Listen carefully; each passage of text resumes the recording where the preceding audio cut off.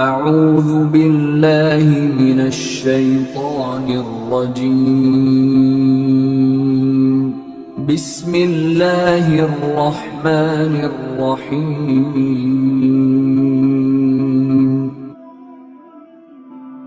اور دین متین کے حوالے سے اور دینی مسائل کے حوالے سے، فقہی مسائل کے حوالے سے میرے آقا علیہ السلام کے حدیث پاک کے مشہور ہے من یرد اللہ بہ خیرا ان یفقہہ فی الدین۔ آقا کریم صلی اللہ تعالیٰ علیہ وسلم نے ارشاد فرمایا کہ رب العالمین جس بندے کے ساتھ بھلائی کا ارادہ فرماتا ہے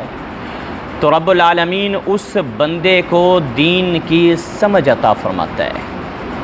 دین کے اندر اللہ رب العالمین اسے عقل مند دی۔ اور آقا کریم صلی اللہ تعالیٰ علیہ وآلہ وبارک وسلم کی اور حدیث پاک ہے بلغوا عنی ولو آیا، کہ تمہیں میری طرف سے ایک آیت بھی پہنچے تو تم یہ کرو کہ اس کو دوسروں تک پہنچا دو، اس کو یہ پیغام میرا جو ہو تمہیں نصیب ہو، تمہیں مل جائے تو یہ پیغام دوسروں تک پہنچا دو۔ اور اس کے بڑے فضائل احادیث نبویہ کے اندر موجود ہیں۔ آقا کریم صلی اللہ تعالیٰ علیہ وسلم نے خود اس کے فضائل بیان فرمایا، اس کا اجر بیان فرمایا، اور اس بندے کے مراتب جو دین متین کی تبلیغ کے اندر اور اس کے فروغ کے اندر کام کرتا ہے، اللہ تبارک و تعالیٰ کے محبوب نے اس کا اجر بیان فرمایا۔ اور رب العالمین نے تو آپ نے پہلے سماعت فرمایا تھا هل يستوي الذين يعلمون والذين لا يعلمون، اہل علم کو اور جاہل کو رب العالمین نے فرمایا کیا یہ برابر ہیں؟ تو استفہامی انکاری میں نے عرض کی تھی، استفہامی انکاری ہے، بتانا یہ مقصود ہے جاہل اور عالم کبھی بھی برابر نہیں ہو سکتے۔ فضیلت کے حوالے سے ایک بڑی خوبصورت حدیث پاک ہے کہ ان کے منازل، ان کے مراتب، ان کا منصب بروز قیامت کیا ہوگا۔ آقا کریم صلی اللہ تعالیٰ علیہ وسلم نے فرمایا دنیا کے اندر بھی ہے ان کی فضیلتیں،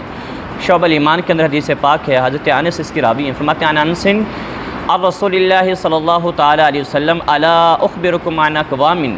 لیسوا بانبیاء ولا شہداء۔ آقا کریم علیہ السلام نے ارشاد فرمایا، حضرت انس فرماتے ہیں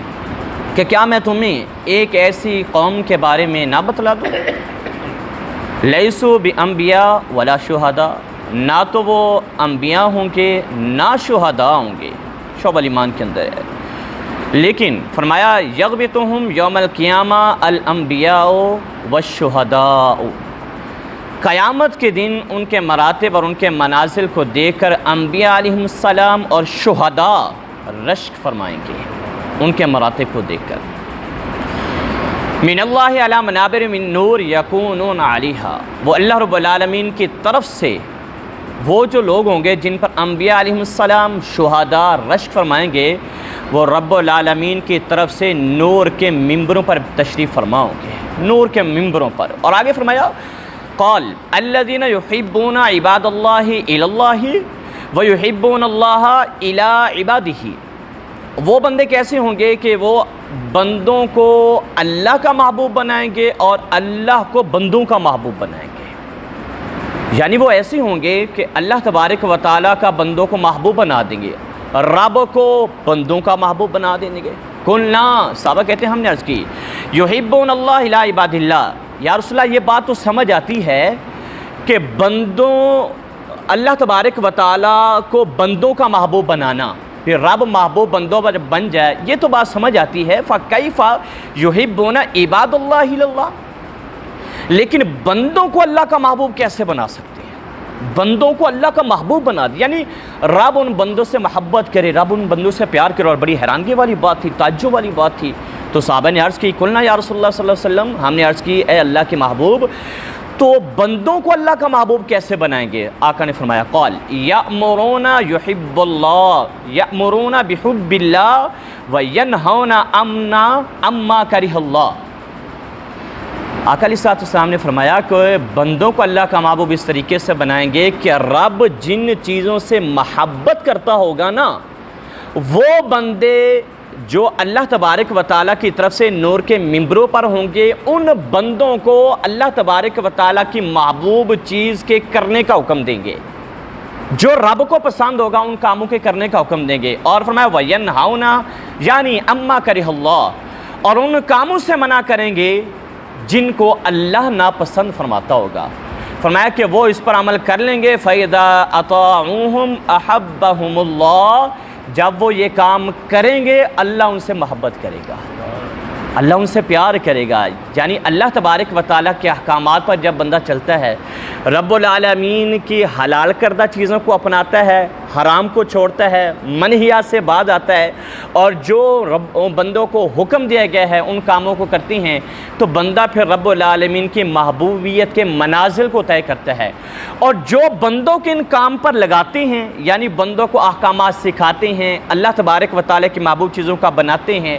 بتاتی ہیں، رب العالمین انہیں پھر قیامت کے دن وہ منزلیں، وہ منبر عطا کرے گا جو نورانی ہوں گے، اور ان پر کیا ہوں گے؟ وہ تشریف فرما ہوں گے۔ ہمارا مقصد بھی اللہ تبارک و تعالیٰ کے دین کی تبلیغ ہے، رب العالمین کے احکامات کی ترویج ہے، انہیں پھیلانا ہے، ان کا فروغ ہے۔ رب العالمین ہمیں اپنی اس خدمت کے اندر قبول فرمائے۔ اور میں آپ کو علم دین کے جو مسائل بتاؤں گا، احکام بتاؤں گا، اس میں میری نیت یہ ہے کہ میں محض اللہ کی رضا کے لیے، اللہ رب العالمین کے قرب کے لیے، اور رب العالمین کے جو فضیلتیں بیان ہوئی ہیں ان کو حاصل کرنے کے لیے، اور قیامت کے دن اپنی نجات کے لیے اور حصول جنت کے لیے نیت کرتا ہوں کہ میں احکامات آپ کو سکھانے کی کوشش کروں گا۔ رب العالمین مجھے سیکھنے سکھانے کی، اور آپ بھی نیت فرما لیں، ہم سیکھیں گے اور اللہ کی رضا کے لیے سیکھیں گے، ان پر عمل کرنے کی کوشش کریں گے، دوسروں تک پہنچانے کی کوشش کریں گے، اور پھر انشاءاللہ عز و جل قیامت کے دن نیت کرتے ہیں کہ رب العالمین ہمارے لیے ان چیزوں کو نجات